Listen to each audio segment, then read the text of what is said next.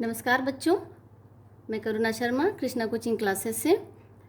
इस 12th की first chapter की मैं एक वीडियो कल डाल चुकी हूँ, इससे पहले डाल चुकी हूँ और मैं आज दूसरी वीडियो डालने जा रही हूँ। इससे पहले कि मैं मुझसे जुड़ने वाले नए बच्चों को बताना चाहूँगी कि आप मेरे चैनल को सब्सक्राइब ज़रूर कीजिए और बेल आइकन दबाना ना भूलें, ताकि मैं जो वीडियो आपके पास डालूँगी आपको समय समय पर मिलती जाएँ और आपको पिछली जो वीडियो आपकी रह गई है वो भी आप पा सकते हैं उस पर। तो आज हम अपना चैप्टर स्टार्ट करने जा रहे हैं, सेकेंड पार्ट। तो the girl with a basket का सेकेंड पार्ट मैं आज बताने जा रही हूँ। यहाँ तक मैं बता चुकी थी, अनमिस्टेकेबली देयर डिज़ायर। तो यहाँ पर देखिए, ये जो राइटर हैं वो एक स्टेशन पर उतरे हुए हैं। इस पैराग्राफ में बताया जा रहा है, ऊपर वाले पैराग्राफ में। और उस स्टेशन पर काफ़ी बच्चों ने राइटर को घेर लिया है और वो बच्चे अपनी बास्केट्स, फ़ैन वगैरह लेकर, हैंडमेड चीज़ें लेकर राइटर के इर्द गिर्द जमा इकट्ठे हो गए हैं और वे कुछ कह रहे हैं, चीख कर कुछ कह रहे हैं। राइटर क्योंकि फॉरेन के हैं, वो उनकी लैंग्वेज नहीं समझ पा रहे हैं, परंतु राइटर उनकी इच्छा को समझ रहे हैं कि ये बच्चे अपनी वस्तुएं बेचना चाहते हैं। यहाँ तक हमने कल देखा था, अब आगे लाइन बाय लाइन आज देखते हैं। These were refugee children.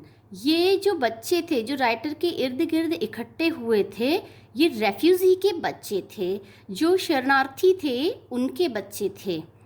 When partition between India and Pakistan was decreed, decreed माने कि घोषित हुआ था। जब इंडिया और पाकिस्तान के बीच में पार्टीशन घोषित हुआ था तो हंड्रेड्स, यहाँ पर क्या लिखा गया है, hundreds of thousands of people pulled up their roots, pulled up their roots and changed their residences। इसका मतलब ये है, जब इंडिया और पाकिस्तान के बीच में पार्टीशन घोषित हुआ था तो सैकड़ों और हज़ारों लोग, उन्होंने अपना जो पुश्तैनी रहने का स्थान था वो छोड़ दिया था, वहाँ से वो निकल पड़े थे, मतलब वो स्थान उन्होंने छोड़ दिया था। एंड चेंज्ड देयर रेसिडेंसेस, और उन्होंने अपना निवास स्थान बदल लिया था। देखिए, जब पार्टीशन हुआ था भारत और पाकिस्तान के बीच में तो लोगों को बहुत दिक्कतें आई थी और ये रेफ्यूज़ी लोग जो थे अपने अपने पुश्तैनी मकान, जो कई वर्षों से जिन मकानों में वे रह रहे थे, तो उन्हें वो छोड़ कर दूसरी जगह जाना पड़ा था और उनके मकान बदल गए थे। अब देखिए, 9 million people left Pakistan and came to India. देखिए यहाँ पर लिखा है 9 मिलियन पीपल, इसका मतलब है 90 लाख लोगों ने पाकिस्तान छोड़ा था और भारत आए थे। 1 मिलियन में होते 10 लाख, यहाँ पर कहा है 9 मिलियन, इसका मतलब 90 लाख लोग पाकिस्तान से भारत आए थे। Driven by the fear of religious fanaticism. वो किस डर से आए थे? वो फियर ऑफ रिलीजियस फैंटासिज्म, धार्मिक कट्टरता के डर से वहाँ से पाकिस्तान छोड़कर इंडिया चले आए थे। They were poor people to start with, यानी कि टू स्टार्ट विद का अर्थ यहाँ पर ये हुआ कि जब वे चले थे तब वे बहुत गरीब थे। They were poorer as they began their long trek। वो और गरीब हो गए। यहाँ पर पुअर दिखाया है और यहाँ पर कह रहे हैं poorer. They were poorer as they began their long trek। जब उन्होंने अपनी लंबी यात्रा शुरू की वे और अधिक गरीब हो गए। क्योंकि ऑल दे कुड कैरी, वो केवल अपने साथ ले जा सकते थे। For all they could carry, क्योंकि वे अपने साथ केवल ले जा सकते थे। क्या ले जा सकते थे वो? Was a bit of food and few belongings, थोड़ा सा खाना और कुछ आवश्यक वस्तुएं वे अपने साथ ले जा सकते थे। इसका मतलब ये है कि उन्हें काफ़ी लंबा सफ़र तय करना था और लंबे सफ़र में व्यक्ति थोड़े से थोड़ा सामान लेकर चलता है और उन्हें तो पाकिस्तान से इंडिया आना था। तो जब वे वहाँ से उन्होंने शुरुआत की थी वे बहुत गरीब थे और जब वे चलते चले गए उनका सामान ख़त्म होता हुआ चला गया और वो उनके पास क्या था, देखिए लॉन्ग ट्रैक, उन्हें लंबी यात्रा करनी थी, इसीलिए उन्होंने थोड़ा सा ही सामान लिया था, थोड़ा सा खाना था, कुछ आवश्यक वस्तुएं उनके साथ थीं। सून दे वर आउट ऑफ फूड, जल्द ही उनका भोजन समाप्त हो गया। काफ़ी लंबा रूट था उनका, तो उनका खाना समाप्त हो गया। A few days after they began to fall by the wayside from the weakness of hunger. देखिए जब उनका खाना ख़त्म हो गया तो कुछ दिनों बाद क्या होने लगा, क्या होने की शुरुआत हुई? They began to fall, वे गिरने लगे। By the wayside, रास्ते के किनारे गिरने लगे। किस वजह से गिरने लगे? From the weakness of hunger, अपनी भूख खाना न मिलने की वजह से, कमज़ोरी से, भूख से वो सड़क के किनारे गिरने लगे। And died were they fail, और जहाँ वे गिर जाते वहीं वे मरने लगे। अब हम देखते हैं next paragraph. The children selling baskets were son and daughters of these refugees. ये जो बच्चे थे जो बास्केट बेच रहे थे, ये राइटर ने इससे पहले के पैराग्राफ में बताया बच्चों ने घेर लिया था, तो वो बच्चे जो थे, the children selling basket were sons and daughters of these refugees, ये लोग जो घर छोड़ छोड़ कर पाकिस्तान से आए थे इनके बच्चे थे ये बास्केट जो सेल कर रहे थे। दे और देयर पेरेंट्स और relatives had gathered in the cities, वे और उनके पेरेंट्स, बच्चे और उनके पेरेंट्स, उनके रिलेटिव्स, रिश्तेदार, had gathered in the cities, वो शहर में इकट्ठा हो गए थे। Setting up stalls, manufacturing simple articles, trying to make a living in markets already over crowded. अब ये लोग जो इकट्ठा हो गए थे रेफ्यूजीज़, तो वो क्या कर रहे थे, अपनी स्टॉल वहाँ पर उन्होंने सेटअप किया था, शहर में अपनी दुकान स्थापित करी थी। मैन्युफैक्चरिंग सिंपल आर्टिकल्स, वो साधारण सी वस्तुओं का उत्पादन कर रहे थे, अपने हाथों से कुछ वस्तुएं बना रहे थे, जैसे कि बास्केट वगैरह दिखाई गई हैं यहाँ पर, उनका उत्पादन कर रहे थे। Trying to make a living in markets, उस मार्केट में अपना स्थान बनाने का प्रयास कर रहे थे। ऑलरेडी ओवर क्राउडेड, जो मार्केट पहले से ही भरा हुआ था, ऐसे मार्केट में ये रेफ्यूजी लोग अपना स्थान बनाने का प्रयास कर रहे थे। They lived in cloth and grass shed and lined the streets. वो कहाँ पर रह रहे थे? They lived in cloth and grass shed. Cloth और ग्रास से बने हुए, मतलब कि कपड़े और घास से बने हुए शेड में, मतलब कि झोपड़ी में, तो कपड़ा और घास से बनी हुई झोपड़ी में वो रह रहे थे। That lined the streets, street के किनारे, गलियों के किनारे किनारे उनकी झोपड़ियों की लाइन बनी हुई थी। The peasants among these refugees had been accustomed to little all their lives, for the annual income for an agricultural family does not exceed on an average on $100 a year. अब देखिए यहाँ पर बताया गया है, ये पीजेंट्स का अर्थ होता है किसान जो होते हैं, तो उन रेफ्यूजी में से कुछ लोग किसान भी थे। तो the peasants among these refugees does not exceed, the peasants among these refugees had been accustomed to little all their lives for the annual income. ये जो किसान हैं, रेफ्यूजी में से जो किसान बन गए हैं, वो किस चीज़ के आदी हो गए थे, accustomed आदी हो गए थे, has been accustomed to little all their lives for annual income of an agricultural family does not exceed. तो वो थोड़ी सी इनकम में गुजारा करने के आदी हो गए थे, और जो कि उनकी एग्रीकल्चरल फैमिली की इनकम जो है, एक सालाना इनकम जो है, एनुअल इनकम जो है, वो केवल कितनी होगी? $100 से ज़्यादा नहीं होगी। एक एवरेज बताया है उनने कि यही जो रेफ्यूजी में से जो किसान बन गए हैं, रेफ्यूजी लोग जो पीजेंट्स हैं, अपनी खेती कर रहे हैं, उनकी सालाना इनकम केवल $100 से अधिक नहीं है। एक एवरेज बताया उन्होंने, $100 से अधिक नहीं है। द एवरेज अनस्किल्ड लेबर, जो क्या कहते हैं, अनस्किल्ड, अकुशल जो लेबर होते हैं, श्रमिक होते हैं, तो एवरेज जो अनस्किल्ड लेबर्स हैं मेक्स 30 सेंट्स अ डे, वो एक दिन के केवल कितने कमा पाते हैं? 30 सेंट्स और लेस देन $2 अ वीक। मतलब कि अगर 30 सेंट्स और उसे हम कहेंगे एक हफ्ते में वो $2 से कम इनकम कर पा रहे हैं। देखिए यहाँ पर बताया गया कि वो एक साल में $100 कमाते थे, तो $100 अगर वो एक साल में कमाएंगे तो आप एक महीने का एवरेज निकाल कर देखिए, $8 से भी कम उसका एवरेज होगा एक महीने का। तो अगर एक महीने में $8 से भी कम एवरेज है तो आप वीकली एवरेज निकालिए $2, क्योंकि मैंने $8 से कम कहा है तो $2 से भी कम आएगा।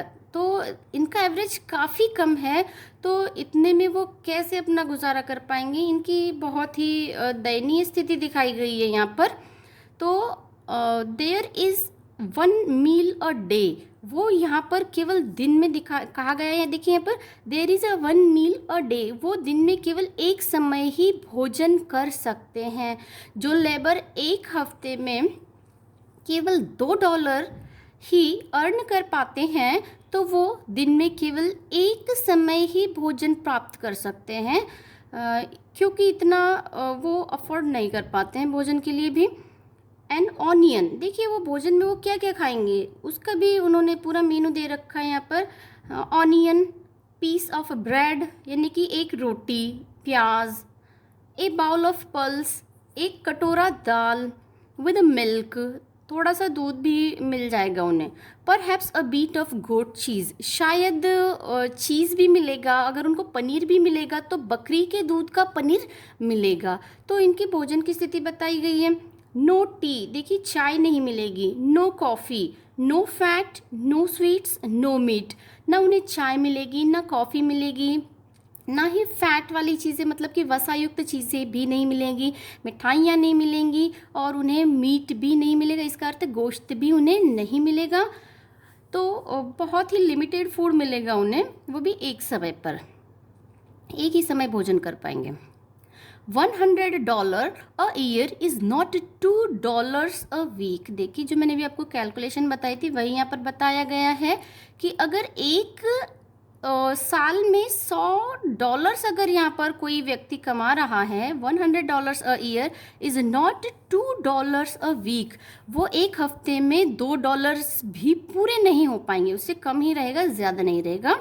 Yet even that small amount is hard to earn by selling baskets to people too poor to buy them.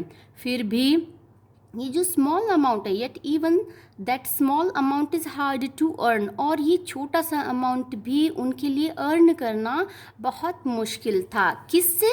कि वो बास्केट बेचें उन लोगों को जो बहुत गरीब हैं, उनको खरीद नहीं सकते हैं। देखिए यहाँ पर too poor to buy them, इतने गरीब हैं कि वे उन्हें खरीद नहीं सकते हैं। मतलब कि वो बास्केट वगैरह हैंडमेड वस्तुएं बना तो रहे हैं, लेकिन उन्हें खरीदेगा कौन? यहाँ पर इतनी गरीबी दिखाई गई है कि वो amount is hard to earn by selling basket to people too poor to buy them, उसे कौन खरीदेगा? बहुत गरीब हैं वहाँ पर लोग। That no doubt is the reason these little children descended on me like locusts. That no doubt, निस्संदेह, is the reason, यही कारण रहा है कि these little children, ये छोटे से जो बच्चे हैं, descended on me like locusts, तो वो मेरे ऊपर इस प्रकार से झपट पड़े हैं जैसे कि मान लो लोकस्टस हो, टिड्डियाँ हों। तो राइटर ये कह रहे हैं कि वो छोटे से बच्चे मेरे ऊपर ऐसे झपट पड़े मानो कि कोई टिड्डियाँ मेरे ऊपर आ गई हों। आई एन अमेरिकन, मैं एक अमेरिकन हूँ। was doubtless the most promising market they had seen. तो क्योंकि मैं एक अमेरिकन हूँ तो निस्संदेह ही मैं उनके लिए एक अच्छा मार्केट रहा हूँगा। जो उन्होंने अभी तक जो बिज़नेस किया है, जो सेल की है, उसमें मैं उनके लिए सबसे अच्छा ख़रीदार रहूँगा। क्योंकि मैं फ़ॉरेन से आया हूँ, मैं उसके बहुत पैसे दे सकता हूँ, ये राइटर कह रहे हैं, तो मैं उसके काफ़ी पैसे दे सकता हूँ उनके वस्तुओं के, तो मैं उनके लिए बहुत ही अच्छा ख़रीदार रहूँगा जो उन्होंने अभी तक बेचे हैं उसमें से।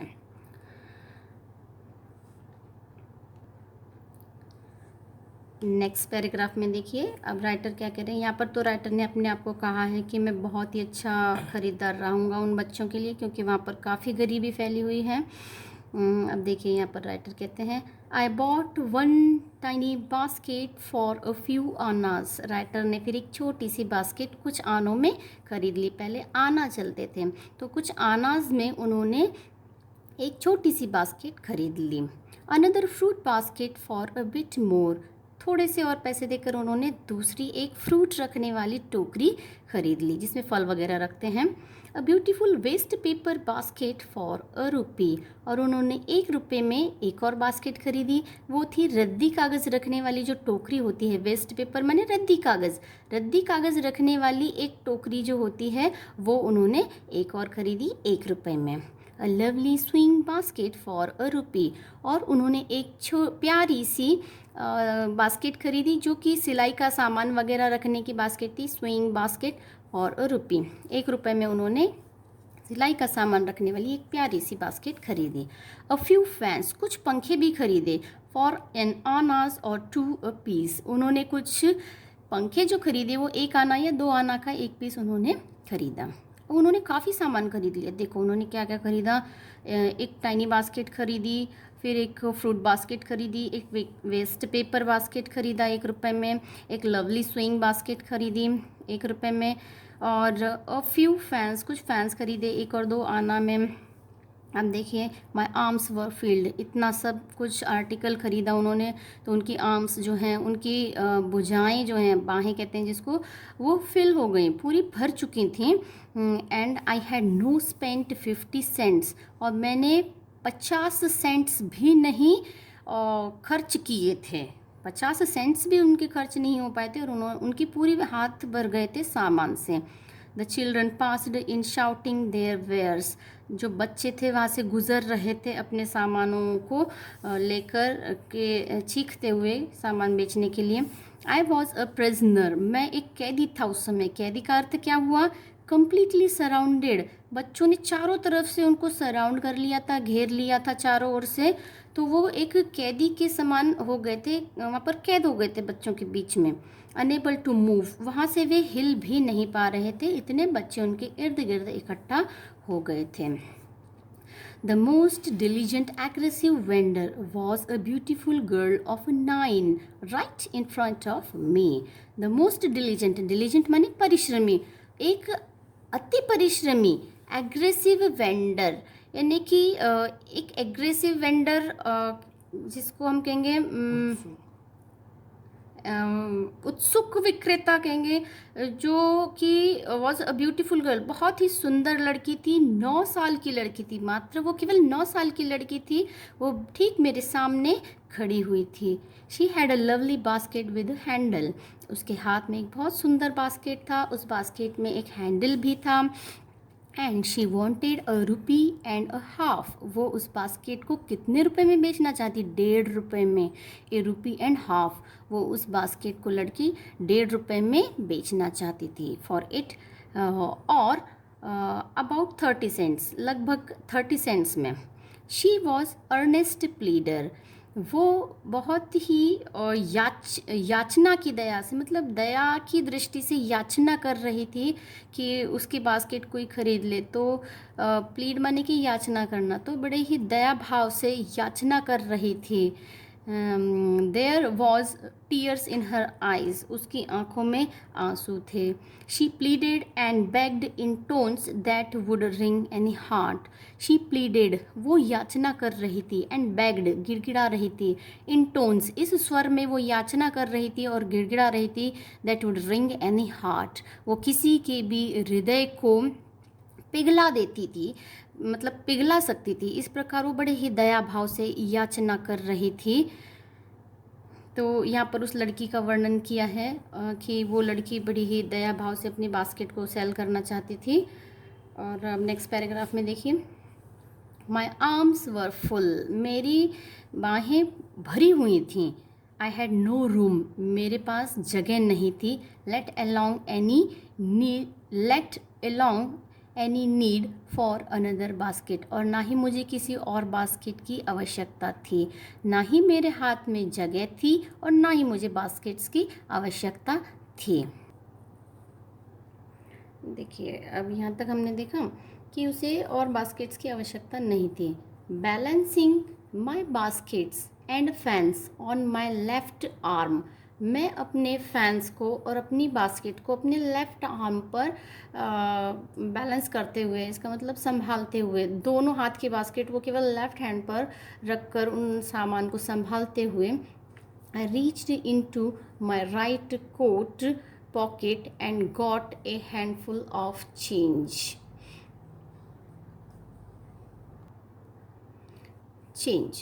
तो I reached into my right coat pocket and got handful of change. मैंने अपने कोट के राइट पॉकेट में हाथ डालकर कुछ रेजगारी निकाली. लेफ्ट हैंड में उन्होंने सारा अपना सामान शिफ्ट कर दिया और राइट हैंड उन्होंने अपनी कोट की पॉकेट में डालकर कुछ रेजगारी निकाली. Perhaps 15 cents in all which I deposited in the basket. मतलब कि परहैप्स 15 cents, मतलब कि जो खुले पैसे थे, रेजगारी मतलब खुले पैसे, जो ये खुले पैसे जो थे वो कितने थे?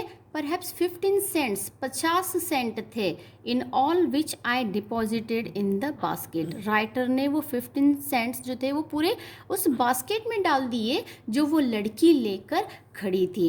That the young girl held imploringly before me, वो लड़की पकड़े हुए गिड़गिड़ाते हुए मेरे सामने खड़ी थी. तो उन्होंने वो सारे पैसे उसकी बास्केट में डाल दिए. I tried to explain that I could not buy the basket but extend the gratuity as substitute. मैंने प्रयास किया, उसे समझाने का प्रयास किया कि that I could not buy a basket, मैं बास्केट नहीं खरीद सकता, but extended the gratuity as a substitute, परंतु मैं कुछ धन उसे दान के रूप में दे रहा हूँ. दया के तौर पर उन्होंने दान के तौर पर उसकी बास्केट में कुछ पैसे डाल दिए थे. I realised at once what offence I had given, परंतु उन्हें एक बार तुरंत उन्हें एहसास हुआ, एट वंस तुरंत, परंतु उन्हें तुरंत एहसास हुआ कि उन्होंने कुछ अपराध किया है, कि उस लड़की के टोकरी में उन्होंने पैसे बिना सामान खरीदे पैसे डाल दिए हैं. तो उन्हें एहसास हुआ कि उन्होंने कुछ अपराध किया है. This child of 9, dressed in rags and on the edge of starvation, raised her chin, reached into the basket, and with all the pride and graciousness of a lady, handed the money back to me.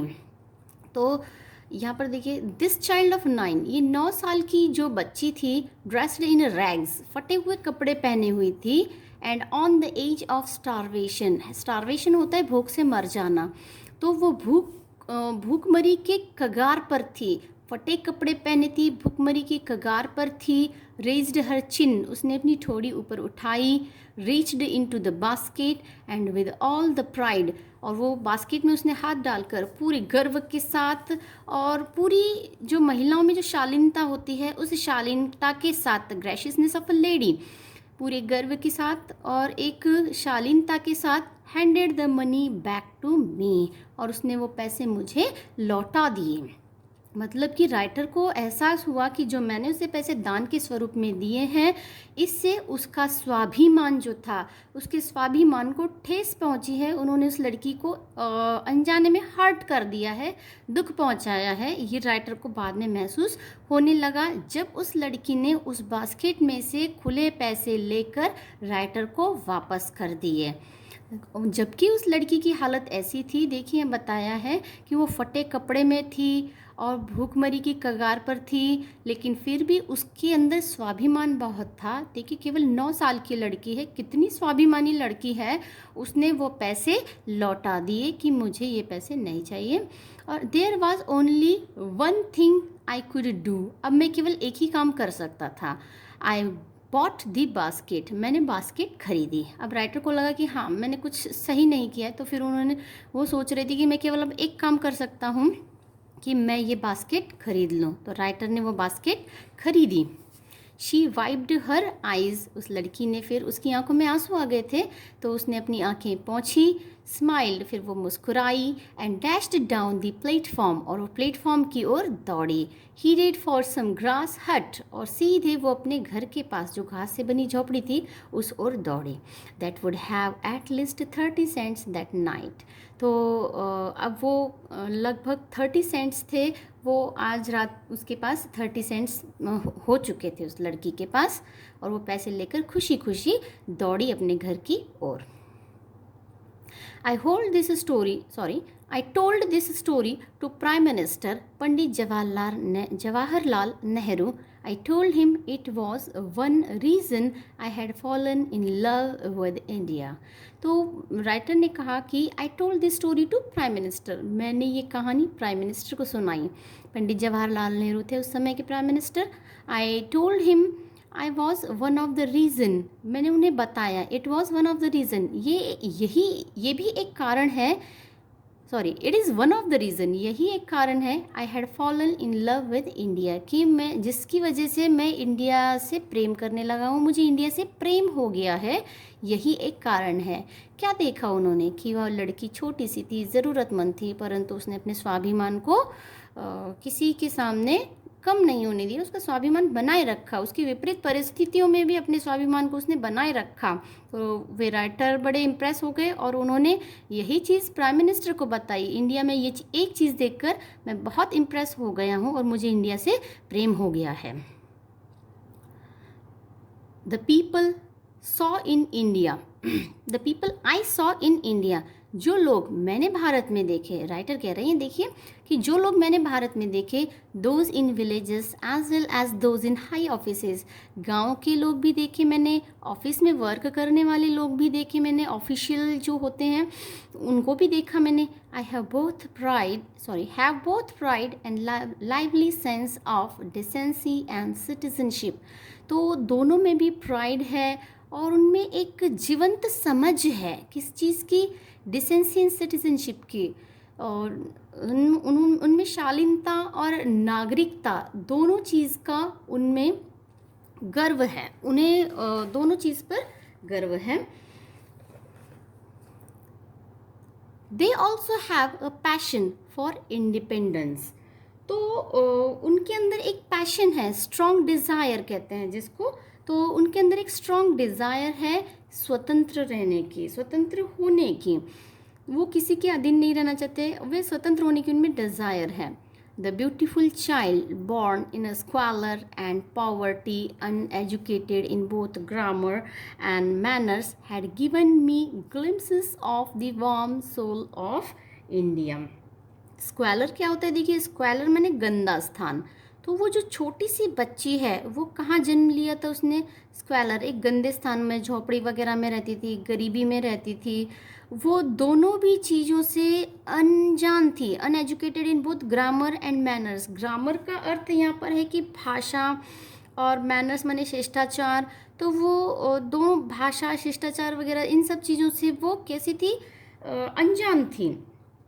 Had given me a glimpse of the warm soul of India, उस लड़की ने मुझे झलक दिखलाई, glimpse माने कि झलक दिखलाई, the warm soul of India, भावना प्रदान, भारत की जो भावना प्रधान आत्मा है उसकी झलक मुझे उस लड़की ने दिखाई जो एक गरीब घर में और गंदी बस्ती में रहती थी। वो पढ़ी लिखी नहीं थी, ना उसमें कोई मैनर्स थे, परंतु उसने मुझे भारत की एक भावनास्पद एक उसको कहते हैं भावनास्पद आत्मा की एक झलक दिखलाई।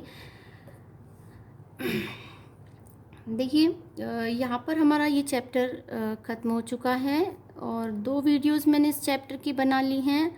और फर्स्ट वीडियो में मैंने आधा पार्ट किया था इससे पहले वाली वीडियो में, जिसको वो वीडियो ना मिली हो तो इसकी लिंक में जाकर आप देख सकते हैं। और जो बच्चे नए जुड़ रहे हैं मेरे साथ, उन्होंने देखिए एक बात ध्यान रखिए, मेरे चैनल को सब्सक्राइब कीजिए, बेल आइकन दबाना ना भूलें, क्योंकि देखिए अगर आप बेल आइकन दबाएंगे तो मेरे द्वारा भेजे गए नए नए वीडियोस आप तक समय समय पर पहुंचते रहेंगे। इसीलिए बेल आइकन दबा दीजिए और सब्सक्राइब कर दीजिए। ये चैप्टर की मैंने यहाँ तक समाप्त कर दिया है, ये फर्स्ट चैप्टर। अब देखिए मैं अगले वीडियो में अपना नेक्स्ट चैप्टर एक्सप्लेन करके डालूँगी। और तब तक के लिए आप इस चैनल को सब्सक्राइब कर दीजिए ताकि आपके पास नेक्स्ट चैप्टर भी पहुँच जाए समय पर। Take care.